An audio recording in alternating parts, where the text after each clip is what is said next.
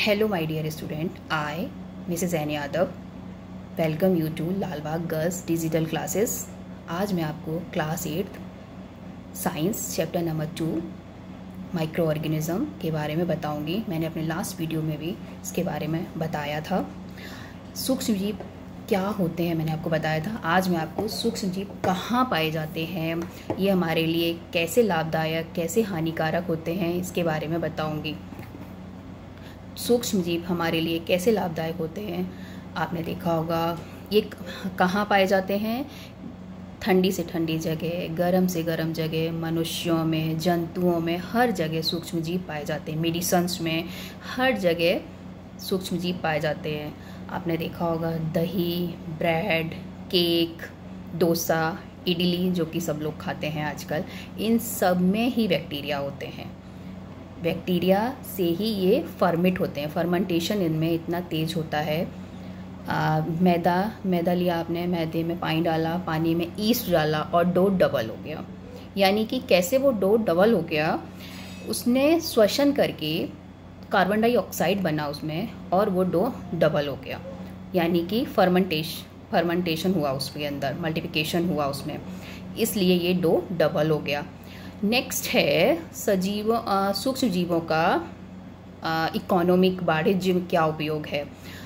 जौ, गेहूँ, चावल, फलों का रस, इसमें क्या होता है, इसमें नेचुरल शुगर होता है, जिससे कि इसमें क्या बनता है, इससे हम लोग अल्कोहल बना सकते हैं, एसिडिक एसिड बनता है इसी से। नेक्स्ट है सूक्ष्म जीवों का मेडिसिन्स उपयोग। सूक्ष्म जीवों का मेडिसिन्स उपयोग देखा है आपने, स्ट्रेप्टोमाइसिन, ये सब जो प्रतिरोधक दवाइयाँ हैं, पेनिसिलिन का इंजेक्शन होता है जो, वो क्या होता है कि जब आप बीमार होते हैं तो आपको रोग प्रतिरोधक क्षमता जो आपके अंदर होती है उसको लड़ने के लिए प्रतिजैविक गोलियाँ यानी कि एंटीबायोटिक दिया जाता है। उसमें भी सूक्ष्म जीव होते हैं। आपने बचपन में अनेक रोगों से रक्षा करने के लिए वैक्सीन दिए गए होंगे आपको, इन सभी में सूक्ष्म जीव होते हैं। नेक्स्ट है पर्यावरण का शुद्धिकरण, यानी कि जो जीवाणु होते हैं, बैक्टीरिया होते हैं, वो पर्यावरण को भी शुद्ध करते हैं।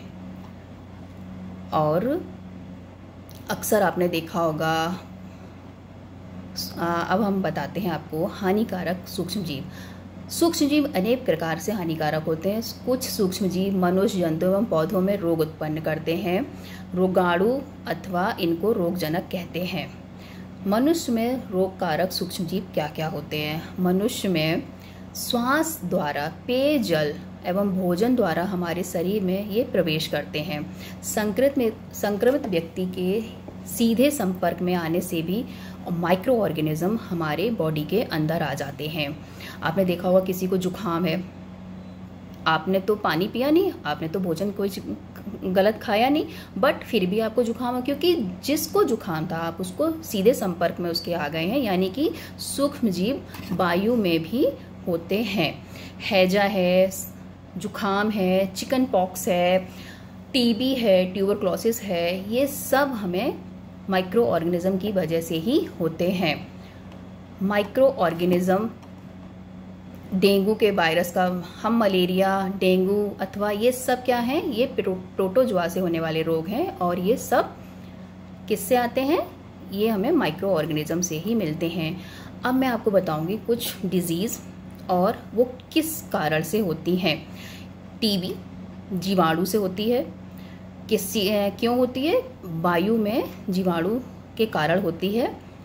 खसरा है, चिकन पॉक्स है, पोलियो है, ये सब वायरस के कारण होता है, वायु से या सीधे संक्रमित व्यक्ति के सीधे संपर्क में आने से होता है। हैजा है, टाइफाइड है, ये जीवाणु से होता है। हैजा और टाइफाइड किस लिए होता है? हमने जल या भोजन कुछ भी जो कि हानिकारक था, जिसमें बैक्टीरिया मिला हुआ था, वो खाया है या पिया है, इसलिए हमको ये होता है। हेपेटाइटिस ए, जो कि हमारे जल में कुछ जीवाणु मिले हुए हैं, जल हमारा साफ नहीं है, इसलिए हमें उस जल को पीने से हेपेटाइटिस ए होता है। क्या करना चाहिए? हमेशा पानी को बॉईल करके पीना चाहिए। इसके मलेरिया जो कि प्रोटोजोआ से होता है, मच्छर के काटने से होता है। मच्छर एक प्रोटोजोआ है प्रोटोजोआ सूक्ष्म जीव है।